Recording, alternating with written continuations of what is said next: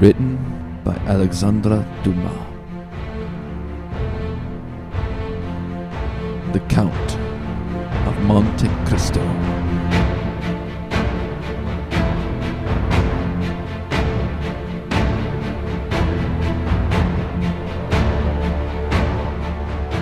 Chapter 5. The Marriage Feast.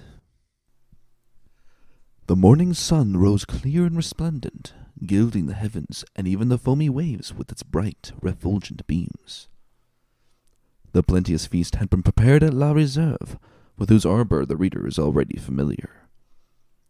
The apartment, destined for the purpose, was spacious and lighted by a number of windows, over each of which was written in golden letters the name of one of the principal cities of France. Beneath these windows, a wooden balcony extended the entire length of the house, and although the entertainment was fixed for 12 o'clock at noon, an hour previous to that time the balcony was filled with impatient and expectant guests, consisting of the favorite part of the crew of the Pharaon and other personal friends of the bridegroom, the whole of whom had arrayed themselves in their choicest costumes, in order to do greater honor to the day. Various rumors were afloat to the effect that the owners of the Pharaon had promised to attend the nuptial feast, but all seemed unanimous in doubting that an act of such rare and exceeding condescension could possibly be intended. Danglars, however, who now made his appearance, accompanied by Caderousse, effectually confirmed the report, stating that he had recently conversed with Monsieur Morel, who had himself assured him he intended joining the festive party upon the occasion of their second officer's marriage. Even while relating this aloud, an enthusiastic burst of applause from the crew of the Pharaon announced the presence of Monsieur Morel, who hailed the visit of the shipowner as a sure indication that the man whose wedding feast he thus delighted to honor would ere long be first in command of the Pharaon. And as Dantes was universally beloved on board his vessel, the sailors put no restraint on the tumultuous joy at finding the opinion and choice of their superiors so exactly coincided with their own. This noisy though hearty welcome over, Danglars and Caderousse were dispatched to the residence of the bridegroom to convey to him the intelligence of the arrival of the important personage who had recently joined them, and to desire he would hasten to receive his honorable guest. The above-mentioned individuals started off upon their errand at full speed, but ere they had gone many steps, they perceived a group advancing toward them, composed of the betrothed pair, a party of young girls in attendance on the bride, by whose side walked Dantes' father, the whole brought up by Fernand, whose lips wore their usual sinister smile. Neither Mercédès nor Edmond observed the strange expression of his countenance. Basking in the sunshine of each other's love, they heeded not the dark, lowering look that scowled on their innocent felicity. Having acquitted themselves of their errand, and exchanged a hearty shake of the hand with Edmond, Danglars and Caderousse took their places beside Fernand and old Dantes, the latter of whom attracted universal notice. The old man was attired in a suit of black trimmed with steel buttons, beautifully cut and polished. His thin but still powerful legs were arrayed in a pair of richly embroidered clocked stockings, evidently of English manufacture, while from his three-cornered hat depended a long streaming knot of white and blue ribbons. Thus he came along, supporting himself on a curiously carved stick, his aged countenance lit up with happiness, while beside him crept Caderousse, whose desire to partake of the good things provided for the wedding party had induced him to become reconciled to the Dantes, father and son. Although there still lingered in his mind a faint and imperfect recollection of the events of the preceding night, just as the brain retains on waking the dim and misty outline of the dream. As Danglars approached the disappointed lover, he cast on him a look of deep meaning, while Fernand, as he slowly paced behind the happy pair, who seemed in their own unmixed content to have entirely forgotten that such a being as himself existed, was pale and abstracted. Occasionally, however, a deep flush would overspread his countenance, and a nervous contraction distort his features, while with an agitated and restless gaze he would glance in the direction of Marseille, like one who either anticipated or foresaw some great and important event. Dantes himself was simply, but becomingly, clad in a dress peculiar to the merchant service, a costume somewhat between a military and a civil garb, and with his fine countenance, radiant with joy and happiness, a more perfect specimen of manly beauty could scarcely be imagined. Lovely as the Greeks of Cyprus or Chios, Mercedes boasted the same bright, flashing eyes of jet and ripe, round coral lips. One more practiced in the arts of great cities would have hid her blushes beneath a veil, or at least have cast down her thickly fringed lashes so as to have concealed the liquid luster of her animated eyes. But, on the contrary, the delighted girl looked around her with a smile that seemed to invite all who saw her to behold, and beholding, to rejoice with her in her exceeding happiness. Immediately the bridal cortege came in sight of La Réserve. Monsieur Morel came forth to meet it, followed by the soldiers and sailors there assembled, to whom he had repeated the promise already given, that Dantes should be the successor to the late Captain Leclerc. Edmond, at the approach of his patron, respectfully placed the arm of his affianced bride within that of Monsieur Morel, who, forthwith conducting her up the flight of wooden steps leading to the chamber in which the feast was prepared, was gaily followed by the guests, beneath whose thronging numbers the slight structure creaked and groaned, as though alarmed at the unusual pressure. "Father," said Mercedes, stopping when she had reached the center of the table, "sit, I pray you, on my right hand. On my left I will place him who has ever been a brother to me," pointing, with a soft and gentle smile, to Fernand. But her words and looks seemed to inflict the direst torture on him, for his lips became ghastly pale, and even beneath the dark hue of his complexion, the blood might be seen retreating, as though some sudden pang drove it back to the heart. During this time Dantes, at the opposite side of the table, had been occupied in similarly placing his most honored guests. Monsieur Morel was seated at his right hand, Danglars at his left, while, at a sign from Edmond, the rest of the company ranged themselves as they found it most agreeable. And now commenced the work of devastation upon the many good things with which the table was loaded. Sausages of Arles with their delicate seasoning and piquant flavor, lobsters and their dazzling red cuirasses, prawns of large size and brilliant color, the echinus with its prickly outside and dainty morsel within, the Clovis, esteemed by the epicures of the South as more than rivaling the exquisite flavor of the oyster. All these, in conjunction with the numerous delicacies cast up by the wash of the waters on the sandy beach, and styled by the grateful fishermen sea fruits, served to furnish forth this marriage table. "A pretty silence, truly," said the old father of the bridegroom, as he carried to his lips a glass of wine of the hue and brightness of the topaz, and which had just been placed before Mercedes herself. "Now would anybody think that this room contained a happy, merry party, who desired nothing better than to laugh and dance the hours away?" "Ah," sighed Caderousse, "a man cannot always feel happy because he is about to be married." "The truth is," replied Dantes, "that I am too happy for noisy mirth. If that is what you meant by your observation, my worthy friend, you are right. Joy takes a strange effect at times. It seems to oppress us almost the same as sorrow." Danglars looked toward Fernand, whose excitable nature received and betrayed each fresh expression. "Why, what ails you?" asked he of Edmond.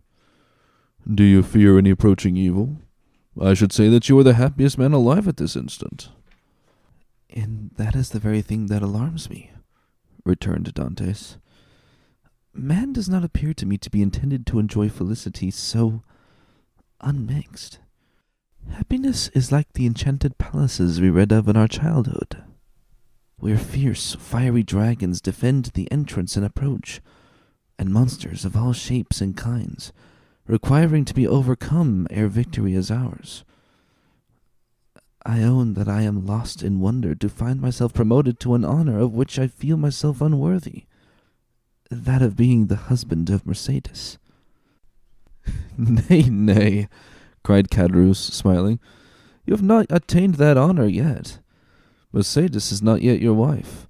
Just assume the tone and manner of a husband, and see how she will remind you that your hour is not yet come." The bride blushed, and seemed half inclined to be angry, while Fernand, restless and uneasy, seemed to start at every fresh sound, occasionally applying his handkerchief to his brow to wipe away the large drops of perspiration that gathered again almost as soon as they were removed. "Well, never mind that, neighbor Caderousse. It is not worth while to contradict me for such a trifle as that. 'Tis true that Mercedes is not actually my wife, but," added he, drawing out his watch, "in an hour and a half from this, she will be as fast and firm as Holy Church can make her." A general exclamation of surprise ran around the table, with the exception of the elder Dantes, whose laugh displayed the still perfect beauty of his large white teeth. Mercedes looked pleased and gratified, while Fernand grasped the handle of his knife with a convulsive clutch. "In an hour?" inquired Danglars, turning pale. "How is that, my friend?" "Why, thus it is," replied Dantes. "Thanks to the influence of Monsieur Morrel, to whom, next to my father, I owe every blessing I enjoy, every difficulty has been removed. We have purchased permission to waive the usual delay, and at 2:30 the mayor of Marseille will be waiting for us at the Hôtel de Ville. Now, as 1:15 has already struck, I do not consider I have asserted too much in saying that in another hour and 30 minutes Mercedes will have become Madame Dantes." Fernand closed his eyes. A burning sensation passed across his brow, and he was compelled to support himself by the table to prevent his falling from his chair. But, in spite of all his efforts, he could not refrain from uttering a deep groan, which, however, was lost amid the noisy felicitations of the company. "Upon my word," cried the old man, "you make short work of this kind of affair. Arrived here only yesterday morning, and married today at 3:00. Commend me to a sailor for going the quick way to work." "But," asked Danglars in a timid tone, "how did you manage about the other formalities? The contract, the settlement?" "Oh, bless you," answered Dantes laughingly. "Our papers were soon drawn up. Mercedes has no fortune. I have none to settle on her. So you see, our papers were quickly written out, and certainly do not come very expensive." This joke elicited a fresh burst of applause. "So that what we presume to be merely the betrothal feast turns out to be the actual wedding dinner," said Danglars. "No, no," answered Dantes. "Don't imagine I am going to put you off in that shabby manner. Tomorrow morning I start for Paris. 5 days to go, and the same to return, with 1 day to discharge the commission entrusted to me, is all the time I shall be absent. I shall be back here by the 12th of March, and on the next day I give my real marriage feast." This prospect of fresh festivity redoubled the hilarity of the guests to such a degree that the elder Dantes, who, at the commencement of the repast, had commented upon the silence that prevailed, now found it difficult, amid the general din of voices, to obtain a moment's tranquillity in which to drink to the health and prosperity of the bride and bridegroom. Dantes, perceiving the affectionate eagerness of his father, responded by a look of grateful pleasure, while Mercedes, whose eyes had been constantly consulting the pendule which decked the chamber, made an expressive gesture to Edmond. Around the festive board reigned that mirthful freedom from all restraint which is usually found at the termination of social meetings, among those at least whose inferior station in the world gives them a happy dispensation from the frigid rules of etiquette. And so it was with the party now assembled. such as at the commencement of the repast had not been able to seat themselves according to their inclination, rose unceremoniously and exchanged their place for the more immediate proximity of some preferred individual, male or female, as the case might be. All spoke at the same time, and yet none heeded a reply, but appeared as though merely addressing their own thoughts. The paleness of Fernand appeared to have communicated itself to Danglars. As for Fernand himself, he seemed as though undergoing the tortures of the damned. Unable to rest, he was among the first to quit the table, and, as though seeking to avoid the hilarious mirth that rose in such deafening sounds, he continued in utter silence to pace the farther end of the salon. Caderousse approached him just as Danglars, whom Fernand seemed most anxious to avoid, had joined him in a corner of the room. "Upon my word," said Caderousse, from whose mind the friendly treatment of Dantes, united with the effect of the excellent wine he had partaken of, had effaced every feeling of envy or jealousy at Dantes's good fortune. "Upon my word, Dantes is a downright good fellow. When I see him sitting there beside his pretty wife that is so soon to be, I cannot help thinking it would have been a great pity to have served him that trick you were planning yesterday." "Oh, there was no harm meant," answered Danglars. "At first I certainly did feel somewhat uneasy as regarded what Fernand might be tempted to do. But when I saw how completely he had mastered his feelings, even so far as to become one of his rival's bridemen, I knew there was no further cause for apprehension." Caderousse looked full at Fernand. He was ghastly pale. "Certainly," continued Danglars, "the sacrifice was no trifling one when the beauty of the bride is concerned. Upon my soul, that future captain of mine is a lucky dog. God, I only wish he would let me take his place." "Shall we not set forth?" asked the sweet, silvery voice of Mercédès. 2 o'clock has just struck, and you know we are expected at the Hôtel de Ville in a quarter of an hour." To be sure, cried Dantes, eagerly quitting the table. "Let us go directly." His words were re-echoed by the whole party, whose voice rose with a simultaneous cheer and commenced forming themselves into procession. At this moment Danglars, who had been incessantly observing every change in Fernand's look and manner, perceived him stagger and fall back with an almost convulsive spasm against a seat placed near one of the open windows. And at the same instant his ear caught a sort of indistinct sound on the stairs, followed by the measured tread of soldiery, with the clanking of swords and military accoutrements. Then came a hum and buzz as of many voices, so as to deaden even the noisy mirth of the bridal party, among whom a vague feeling of curiosity and apprehension quelled every disposition to talk, and almost instantaneously the most death-like stillness prevailed. Nearer and nearer came those sounds of terror. 3 distinct knocks, as though from the hilt of a sword, against the door, increased the fears of the before gay party. Each looked inquiringly in the countenance of his neighbor, while all wished themselves quietly and safely at home. "I demand admittance," said a loud voice outside the room, "in the name of the law." As no attempt was made to prevent it, the door was opened, and a magistrate, wearing his official scarf, presented himself, followed by 4 soldiers and a corporal. Uneasiness now yielded to the most extreme dread on the part of those present. "May I venture to inquire the reason of this unexpected visit?" said Monsieur Morel, addressing the magistrate, whom he evidently knew. "There is doubtless some mistake, easily explained."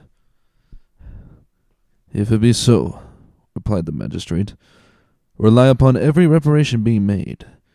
Meanwhile, I am the bearer of an order of arrest, and although I most reluctantly perform the task assigned me, it must, nevertheless, be fulfilled. Who among the persons here assembled answers to the name of Edmond Dantes?" Every eye was turned toward the individual described, who, spite of the agitation he could not but feel, advanced with dignity, and said in a firm voice, I am he? What is your pleasure with me? Edmond Dantes, replied the magistrate. I arrest you in the name of the law. Me? Repeated Edmond, slightly changing color. And wherefore, I pray?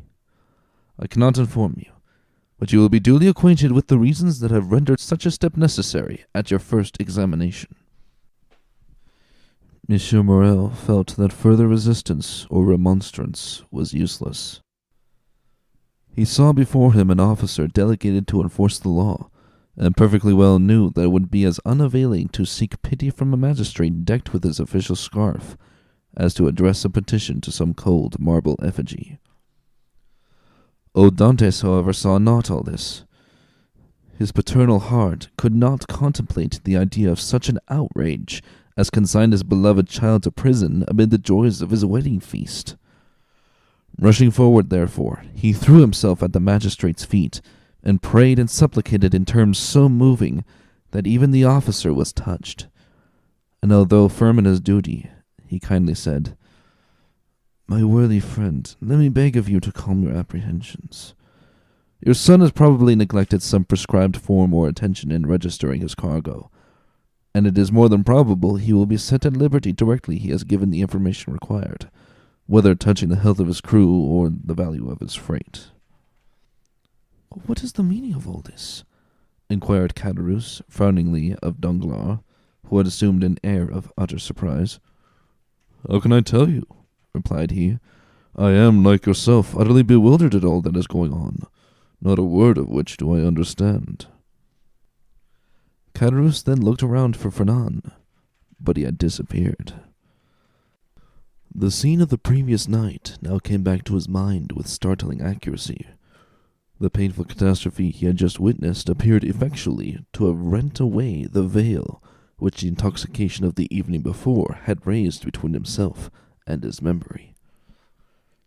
So, said he in a hoarse and choking voice to Danglars, this then, I suppose, is a part of the trick you were concerting yesterday? All I can say is, if it be so, 'tis an ill turn. It well deserves to bring double evil on those who have projected it. Nonsense, returned Danglars. I tell you again, I have nothing whatever to do with it. Besides, you know very well that I tore the paper to pieces. No, you did not, answered Caderousse. You merely threw it by. I saw it lying in a corner. Hold your tongue, you fool. What should you know about it? Why, you were drunk. Where is Fernand? Inquired Caderousse. How do I know? Replied Danglars. Gone, as every prudent man ought to do, to look after his own affairs, most likely. Never mind where he is. Let you and I go and see what is to be done for our poor friends in this their affliction. During this conversation, Dantes, after having exchanged a cheerful shake of the hand with all his sympathizing friends, had surrendered himself to the officer sent to arrest him, merely saying, Make yourselves quite easy, my good fellows. There is some little mistake to clear up, that's all. Depend upon it. And very likely I may not have to go so far as the prison to effect that. Oh, to be sure, responded Danglars, who had now approached the group. Nothing more than a mistake, I feel quite certain. Dantes descended the staircase, preceded by the magistrate and followed by the soldiers. A carriage awaited him at the door. He got in, followed by 2 soldiers and the magistrate, and the vehicle drove off toward Marseille. Adieu, adieu, dearest Edmond, cried Mercedes, stretching out her arms to him from the balcony. The prisoner, whose ready ear caught the despairing accents of his betrothed, felt as though the chill hand of death pressed on his heart, as leaning from the coach, he tried to reply in cheerful tones, Goodbye, my sweet Mercedes. We shall soon meet again. The rapid progress of the vehicle, which disappeared around one of the turnings of Fort St. Nicholas, prevented his adding more. Wait for me here, all of you, cried Monsieur Morel. I will take the first conveyance I find and hurry to Marseille, whence I will bring you word how all is going on. That's right, exclaimed a multitude of voices. Go, and return as quickly as you can. This second departure was followed by a long and fearful state of terrified silence on the part of those who were left behind. The old father and Mercedes remained for some time apart, each absorbed in their separate griefs. But at length the two poor victims of the same blow raised their eyes, and with a simultaneous burst of feeling rushed into each other's arms. Meanwhile, Fernand made his appearance, poured out for himself a glass of water with a trembling hand, then, hastily swallowing it, went to sit down at the first vacant chair he perceived, and this was, by mere chance, placed next to the seat on which poor Mercedes had fallen, half fainting, when released from the warm and affectionate embrace of old Dantes. Instinctively, Fernand drew back his chair. "He is the cause of all this misery. I am quite sure of it," whispered Caderousse, who had never taken his eyes off Fernand, to Danglars. "I really do not think so," answered the other. "He is too stupid to imagine such a scheme.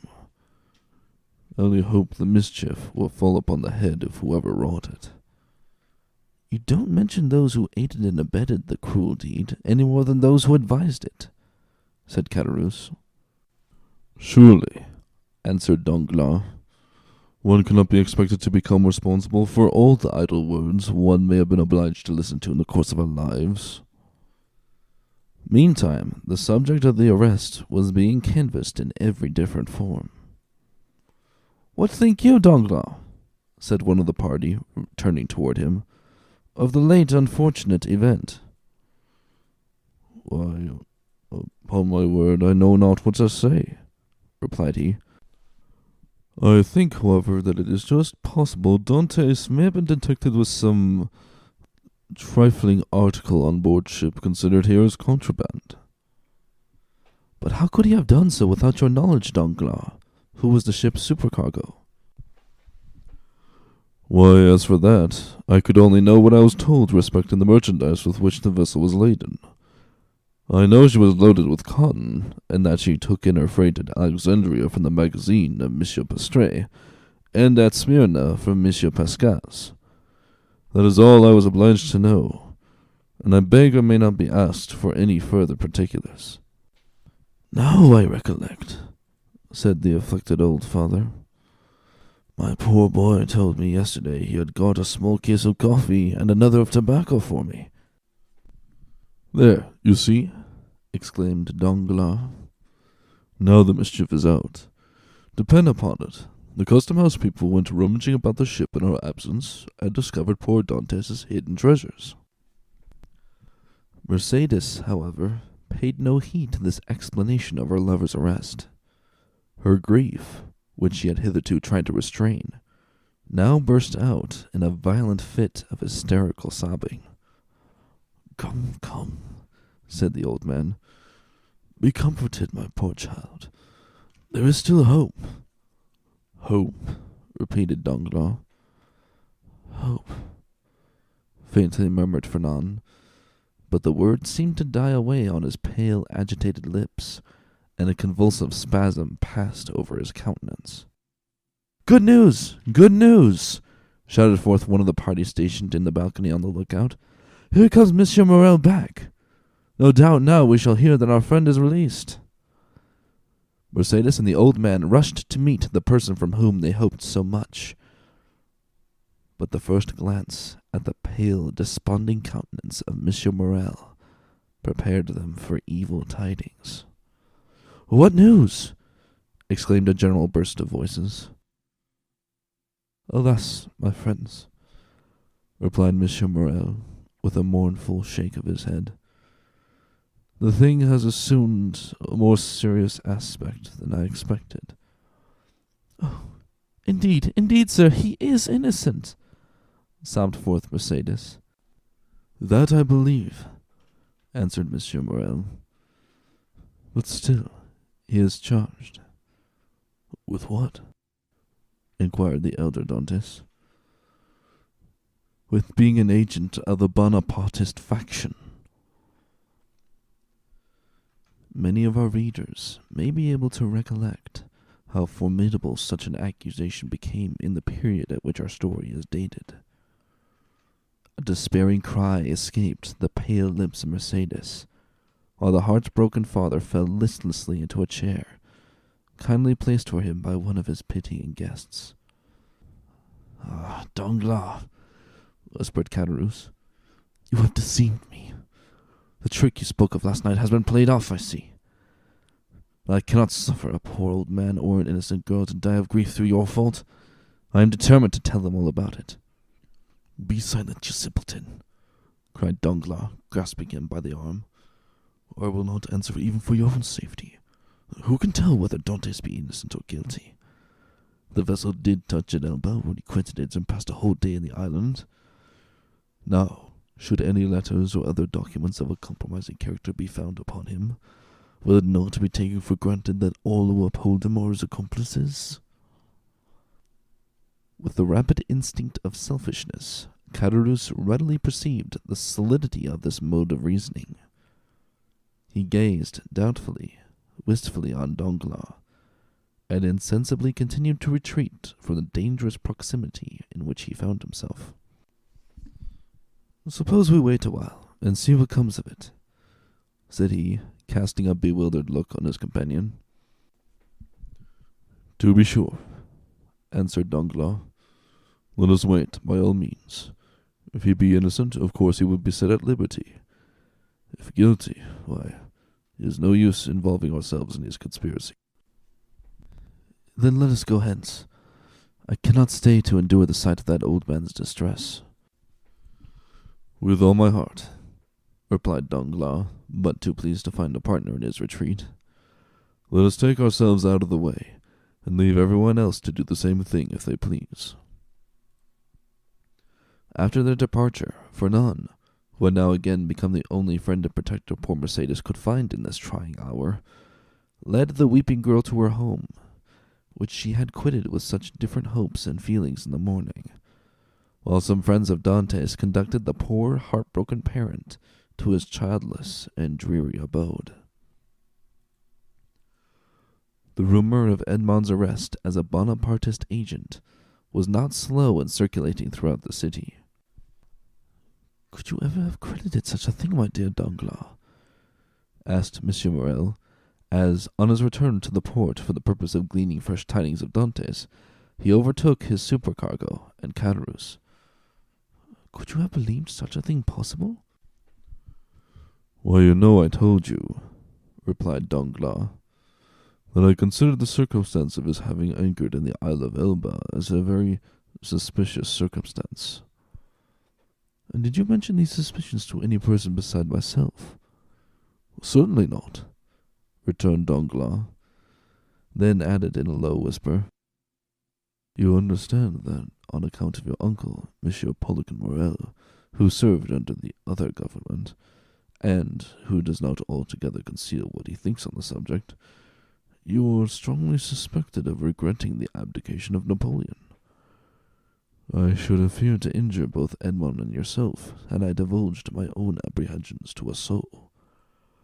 I am too well aware that, though a subordinate like myself, is bound to acquaint the ship owner with everything that occurs. There are many things he ought most carefully to conceal from all else." "'Tis well, Danglars, 'tis well," replied M. Morrel. "You are a worthy fellow, and I had already thought of your interests in the event of poor Edmond having become captain of the Pharaon." "Is it possible you were so kind?" "Yes, indeed. I had previously inquired of Dantes what was his opinion of you, and if he should have any reluctance to continue you in your post. For somehow I perceived a sort of coolness between you that led me to believe that he would rather have another in your place as supercargo." "And what was his reply?" "That he certainly did think he had given you offence in an affair, which he merely referred to without entering into particulars, but that whoever possessed the good opinion and confidence of the ship's owners would have his preference also." "The hypocrite," murmured Danglars between his teeth. "Poor Dantes," said Caderousse. No one can deny his being a noble-hearted young fellow. But in the midst of all our trouble, continued Monsieur Morel, we must not forget that the Pharaon has at present no captain. Oh, replied Danglars, since we cannot leave this port for the next 3 months, let us hope that ere the expiration of that period, Dantes will be set at liberty. Of that I entertain no doubt. But in the meantime, what are we to do? I am entirely at your service, Monsieur Morel, answered Danglars. You know that I am as capable of managing a ship as the most experienced captain in the service. It will be so far advantageous to you to accept my services, that upon Edmond's release from prison, no further change will be requisite on board the Pharaon, than for Dantes and myself each to resume our respective posts. Thanks, my good friend, for your excellent idea and acceptable proposition. That will smooth all difficulties. I fully authorize you at once to assume the command of the Pharaon, and look carefully to the unloading of her freight. Private misfortunes must never induce us to neglect public affairs. Depend upon my zeal and attention, Monsieur Morel. But when do you think it likely we may be permitted to visit our poor friend in his prison? I will let you know that directly I have seen Monsieur de Villefort, whom I shall endeavour to interest in Edmond's favour. I am aware he is a furious royalist, but in spite of that, and of his being king's procureur, he is a man like ourselves, and I fancy not a bad sort of one. Perhaps not, replied Danglars, but he is universally spoken of as extremely ambitious, and ambition is a sore hardener of the heart. Well, returned Monsieur Morel, we shall see. But now hasten on board. I will join you there ere long. So saying, the worthy ship owner quitted the two allies and proceeded in the direction of the Palais de Justice. You see, said Danglars, addressing Caderousse, the turn things have taken. Do you still feel any desire to stand up in his defense? Not the slightest. But yet it seems to me a shocking thing that a mere joke should lead to such frightful consequences. But who perpetrated that joke, let me ask? Neither you nor myself, but Fernand. You knew very well that I threw the paper into a corner of the room. Indeed, I fancied I had destroyed it. Oh no, replied Caderousse. That I can answer for you did not. I only wish I could see it now as plainly as I saw it lying all crushed and crumbled in a corner of the arbor. Well, then, if you did, depend upon it, Fernand picked it up and either copied it, or caused it to be copied. Perhaps even he did not take the trouble of recopying it. Now I think of it, by heavens, he may have sent the letter itself. Fortunately for me, the handwriting was disguised. Then you are aware of Dantes being engaged in a conspiracy? Not I. As I before said, I thought the whole thing was a joke, nothing more. It seems, however, that I have unconsciously stumbled upon the truth. Still, argued Caderousse, I would give a great deal if nothing of the kind had happened, or at least that I had had no hand in it. You will see, Danglars, it will turn out an unlucky job for both of us. Nonsense. If any harm comes of it, it should fall on the guilty person, and that, you know, is Fernand. How can we be implicated in any way?